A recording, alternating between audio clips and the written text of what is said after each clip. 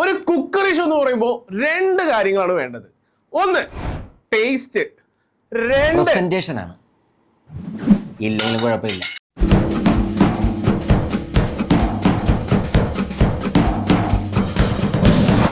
എന്റെ കയ്യിലുള്ളത് വെറും ഒരു സവാളയല്ല, പ്രീമിയം ബിൽഡ് ലെയർ ഡിസൈൻ ആയിട്ടുള്ള ഒരു പ്രീമിയം വെജിറ്റബിൾ ആണ്. ഞാൻ ഉണ്ടാക്കുന്ന ഓരോ ഡിഷിനും ഒരു 5 സ്റ്റാർ ക്വാളിറ്റി ഞാൻ മെയിൻറ്റെയിൻ ചെയ്യാറുണ്ട്. അതെന്നും സ്ഥിരമായിട്ട് ചെയ്യുന്നതാണ്. ഇപ്പൊ തന്നെ ചില യൂട്യൂബ് ടെക്കുകളുണ്ട്. പാൻ ഓവർ ഹീറ്റായി സ്മോക്ക് വരുന്നു. ഇതൊക്കെയാണോ കുക്കിങ്? ഇതൊന്നും അല്ല കുക്കിങ്. സത്യം പറഞ്ഞാൽ പ്രസൻറ്റേഷനിലാണ് കാര്യം. ഈ ഫുഡ് മൂട്ടിപ്പിടിച്ചാലോ കരിഞ്ഞു പോയാലോ ഒരു കുഴപ്പമില്ല. പ്രസൻറ്റേഷൻ വെക്കണമെങ്കിൽ ജഡ്ജസ് ഹാപ്പിയാണ്, അല്ലേ?